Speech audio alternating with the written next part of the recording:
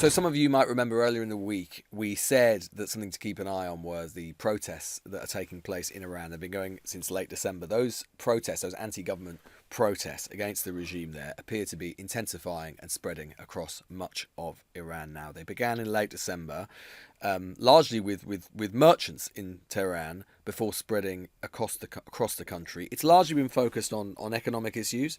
Particularly the value of the Iranian currency has collapsed, Western sanctions biting, inflation going up. But clearly at this point now it is concerning itself with other issues, including the question of political repression. This is easily, it is said by experts and analysts, the most significant protest the regime has seen for some years. Yes, it's across all 31 districts of Iran that there are now protests on the streets.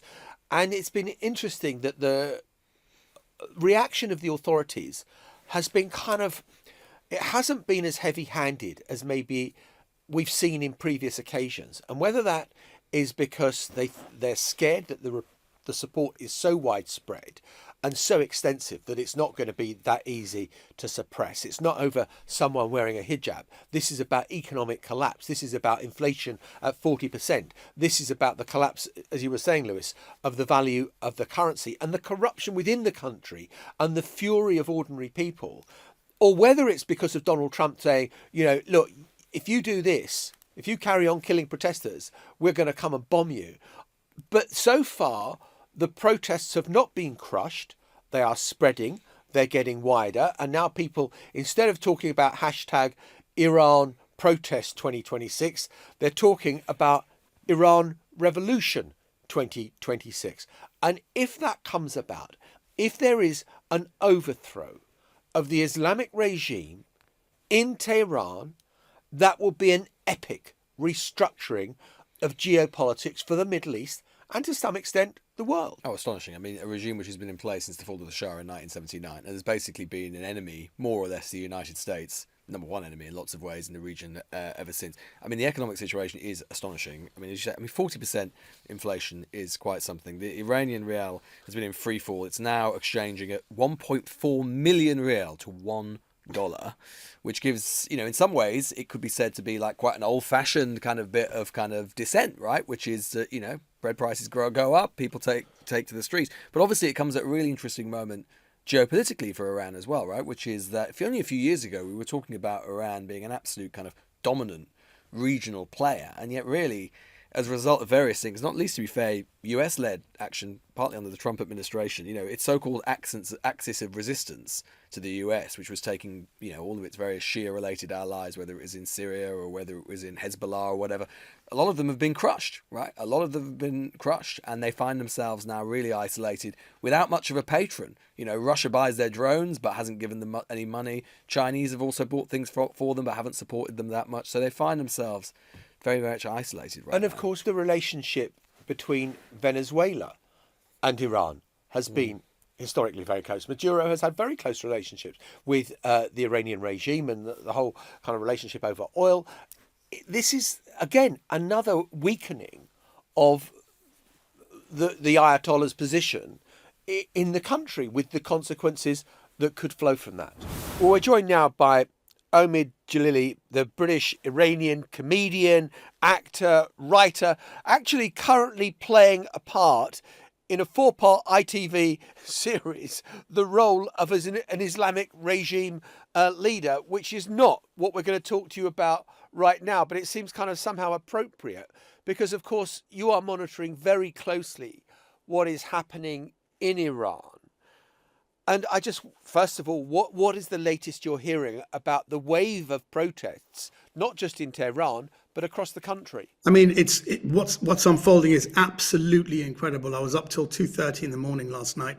The video after video after video, they're showing things that normally, if these things happen on the street, you would get shot in the face for immediately. For example, bringing down the main flag in Iran's second city, Mashhad, the Islamic regime flag was pulled down. The statue of Qasem Soleimani, who was an IRGC leader, was burned and brought down. Images of the supreme leader taken down and celebrated. And what was amazing is that there's no looting. I think some warehouse with Islamic regime rice was raided, and they're not looting. And then they're not. These are people who are hungry. You bear in mind, people don't have any water, electricity's cut off, the internet's cut off right now. But they're throwing the rice up in the air in celebration. So we see now, as of this very second, there are strikes happening all over the country. Internet is being shut, and there's a plan for for everyone to come out in the streets around 8 o'clock Iran time, which is like 4:30 UK time. And the voice of Reza Pahlavi is being broadcast into the streets of Iran, asking security forces to go on a live transmission on television and scan a QR code to join the revolution. So the revolution will be televised, but with QR codes. So just explain who this person is that is being broadcast.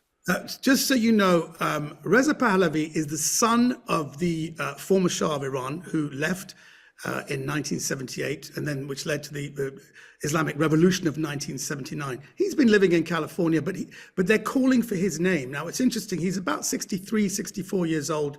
He's a Californian guy, but tremendously educated, speaks perfect Persian, French, and English. And he's put himself up as a kind of temporary leader to bring the country together to transition towards a secular democracy. Now, that's what he's saying. The people in Iran, majority of what we're hearing is calling for a monarchy. That's a very, very controversial thing, but he has said he's going to go. So he's the person who's kind of leading from the back, leading from America, putting out these posts, and a majority of Iranians seem to be backing him, but he's not. It's not that we're even backing him. We're backing him as a figurehead, as a leader of a movement, specifically to bring down the Islamic regime. Omid, you said something very interesting in your first answer, where you said there were protesters on the streets doing things that would normally get you shot in the face. If the Republican Guards and the police and all the rest of these people are not doing that, why do you think it is? Well, they are. Some of them are doing it, but you have to understand that the economy has collapsed there. So you see videos of people, ordinary people, going up and reasoning with these security forces, saying, look, your money is as worthless as our money. Who are you protecting? You know, Tom Tugendhat has been, the former British Minister for Security, he has the intel. A lot of gold is being taken out. And people are already saying, who are you? Do you think they're going to take you with them? They're all getting ready to leave. There's only room for 20 people on a private jet. Do you think they're going to take you with them? So what's happening is that there was a call by the supreme leader to bring the protesters to their knees. So we are seeing videos of security forces shooting at them. These are crimes against humanity happening right now.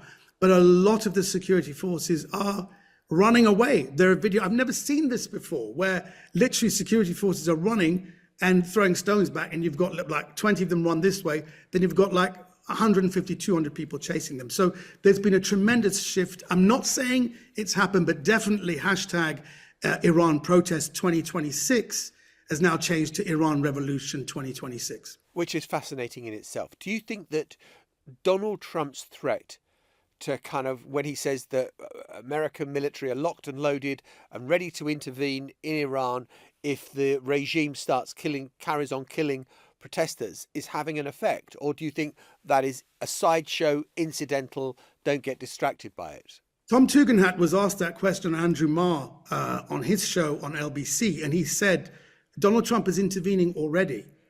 Now, it's crazy to go in to Venezuela, but there is a tremendously very close connection between Venezuela and the Islamic Republic of Iran. The Islamic regime are totally in cahoots with that Venezuelan cartel.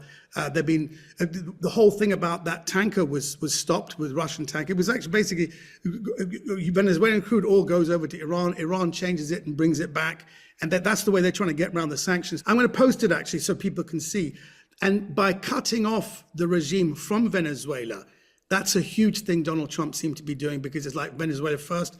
And you know what? I think they're probably watching what's going on in Iran, because everyone is thinking that this is a Israeli-led, American-led revolution. No, this is totally organic. And the Iranian people themselves have said, we will deal with this. We will put in whatever government we want.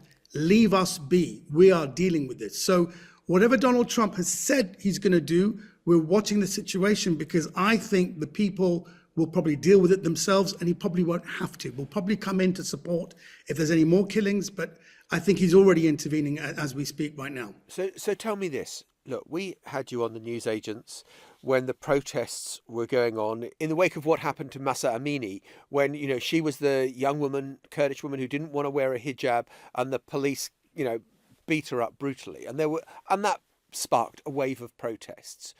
And you said then that the regime could be vulnerable.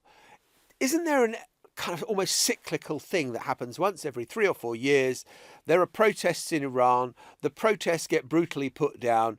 People grudgingly get on with their lives, and they flare up again 3 or 4 years later.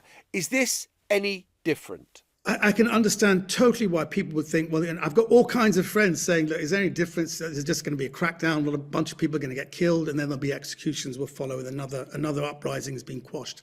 It feels different for a number of reasons. For the first time, they seem to have a figurehead, which is this Reza Pahlavi, who seems to symbolize a movement. Whether people want the monarchy back or not, he symbolizes one thing, and that's national unity. They do seem to be organized, whereas before people get shot, the people are firing back. There are many of these security forces are being killed. I'm not saying that's a good thing. We were calling for the security forces to give up, join the people, to stop the bloodshed. But because the supreme leader has continued to call for more shootings, people are fighting back. People seem to be armed, and people seem to be organized, and they're out in massive numbers. And they do seem to be undaunted by the crackdown. So to me, I have to say, and I think most Iranians will tell you, from what we're seeing unfold as this story of Iran Revolution 2026, from what we're seeing on the Telegram channels, it does seem extremely different. If you are right, and this is a revolution that is unfolding, is the West paying enough attention? I'm struck by, you know, I've been reading this stuff, and I've been reading some of the stuff you've been posting over the past couple of days. And of course, there's a lot of other stuff going on in the world. It's a crazy time right now. But it does seem to me that this is pretty important in terms of the geopolitics, not just of the Middle East, but of the world. If the Islamic regime falls, this is the biggest international news we would have short of contact with aliens. And I'll tell you that because Iran is strategically so important. It's a place where if that regime changes, it will change the whole region. As you know, the Islamic regime has been funding terrorism everywhere. And I think maybe one of the things that people are worried about is because the Islamic regime, a lot of my friends, I had a lot of left-leaning friends were supporting the women of Iran. But as soon as Iran seemed to emerge as the main country standing up to Israel, everybody was cheering on the Islamic regime. I saw posters of a photograph of the supreme leader, and people say, stand on the right side of history, like follow this guy. These are the people we should be standing up to. Now, I am of the opinion that people should be supporting any people who are under an oppressive regime, and the fact that this regime supports Palestinians, and Iranians never buy that. They've been giving all their money to Hezbollah and Hamas. The Iranian people don't buy that. They think it's paying lip service because Islamic regimes, everyone knows their whole thing is to destroy Israel and to kill all Jews everywhere. That's basically, everybody knows that. So the Iranian people do not stand with that, but we do support Palestinian rights. And just because you support Palestinian rights does not mean that you cannot support the people of Iran. And that has been the narrative that the Islamic regime has put into the minds of the West, that if you support the people of Iran, you're supporting Israel. So it's a shame that the people of Iran seem to be pawns that we can just forget about. And I think that's why people are not covering it. There are other things which will emerge soon. I'm not at liberty to say now, and it would be absolutely incendiary for me to say why the Brits, Americans, the Europeans are not supporting this right now, and that'll be clear later on. But I think this is the problem. The whole thing with Gaza has muddied the waters, and a lot of people normally who'd be standing up for oppressed people are staying absolutely silent. And I personally believe that is absolutely disgraceful. It's going on right now. If people want to cover it or not, and I'll tell you this one thing, what was amazing to me that the first thing The Guardian put out, the Guardian newspaper, one of our most trusted news outlets, the first thing they do is give an opinion piece to the foreign minister of the Islamic regime. What does that tell you? BBC Verify, before there's been any analysis, they show a video and they say, we've got to verify this. Some people are being shot with water cannons. And they say, this is not right because there was a shot somebody put of someone close by with a fire hose shooting a war cannon. No, that's not true. They're not standing. The water cannons are further back. Well, whoop-de-doo. You think that makes a big difference? BBC Verify? That's one of the most disgraceful things I've ever seen. And BBC Verify totally ruined their, integrity with that one thing, the first thing they put out. So people are very angry with the mainstream press, but I think they're going to have to cover it now because there's too much going on. There are too many people now coming forward and speaking up, and I think that's a very good thing. And you think it will continue? You think this has reached a critical mass where even if the police and the Republican Guards come onto the streets, literally all guns blazing, the protests continue? Even last night, I posted a video of the security forces shooting at protesters, and they're not running away. And we're seeing basically security forces running away from the people because there's sheer force of numbers now. So I don't think the story is going away, but I think we all eyes on Iran right now because the axis of the world could change, I would say, in the next week or two. Omid Djalili, always a pleasure.